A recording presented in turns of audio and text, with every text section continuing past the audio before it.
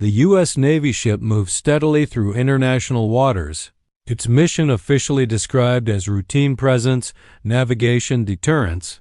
For the crew, routine still means alert. Radar screens glow softly, officers rotate shifts, and the sea stretches endlessly in every direction. Then something changes. A fast-moving contact appears on radar, closing the distance at an unusual speed. Then another, and another. Within minutes, Venezuelan naval and patrol craft are identified. They are not drifting, not observing from afar. They are moving in fast, aggressive, and coordinated. The bridge quiets as voices lower and procedures activate. The captain orders heightened readiness, not escalation. No weapons are aimed. No warnings yet issued. The situation exists in a gray zone where intention is everything. From the Venezuelan side, the move is deliberate. Orders have come down quickly, framed as a defense of sovereignty and national pride. The crews are young, motivated, and acutely aware they are approaching a symbol of overwhelming power. This is not meant to start a war, but it is meant to send a message.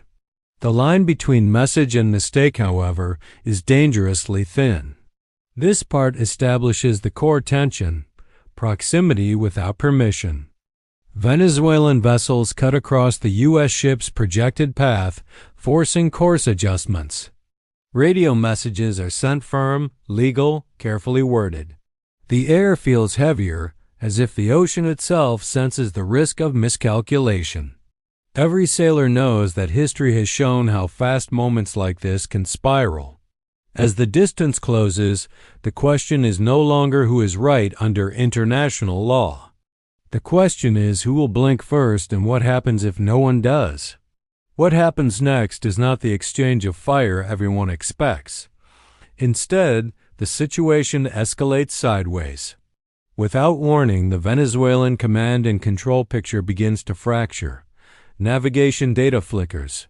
Communications experience brief but critical delays. Radar tracks no longer align between ships. At first, officers assume equipment malfunction.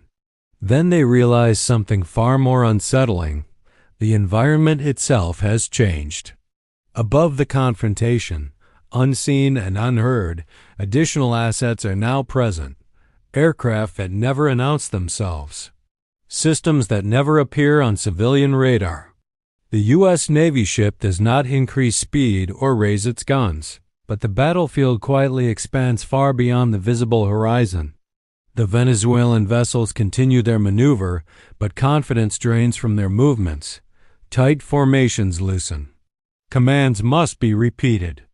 Time stretches unnaturally long as uncertainty takes hold. The crews sense they are no longer controlling the encounter, they are reacting to it. On the U.S. ship, the crew receives confirmation through secure channels. Escalation dominance has been achieved. No shots fired. No explosions. Just control. The captain maintains course, deliberately refusing to appear aggressive. The message being sent is not one of anger, but inevitability.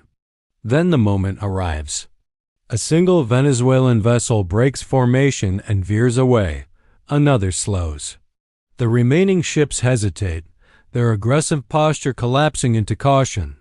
Whatever just happened did not look like retaliation, but it felt like being surrounded by something invisible and absolute.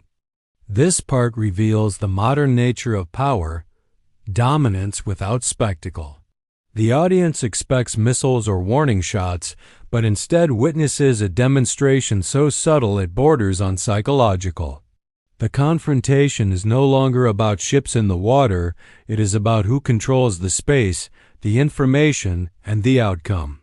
In the aftermath, the sea returns to silence. Venezuelan vessels withdraw, one by one, maintaining face but losing momentum. Official statements will later frame the encounter as a successful defense of national waters. While U.S. reports describe a professional interaction in international seas, both versions are technically true and completely incomplete. Behind closed doors, the meaning is understood. Venezuelan leadership realizes how quickly their move exposed vulnerabilities they cannot publicly acknowledge. The speed of response, the precision of control, and the absence of visible force all send a chilling signal. Escalation would not be dramatic, it would be decisive. For the U.S. Navy crew, the incident becomes another quiet entry in a classified log. No medals. No headlines. Just confirmation that deterrence worked as designed. The ship continues its mission, unchanged in appearance, but heavier with experience. This part zooms out to explore the broader implications. Regional actors take note. Allies reassess risks. Adversaries rethink tactics. The encounter becomes a case study not in confrontation, but in restraint backed by overwhelming capability. The story ends with a reflection on modern conflict. Power is no longer measured by who fires first, but by who controls the moment before the first shot is fired. Venezuela moved in fast on a U.S. Navy ship, but what happened next ensured that speed alone would never be enough. The final note is sobering. In today's world, the most dangerous confrontations may end quietly, leaving no wreckage, only lessons.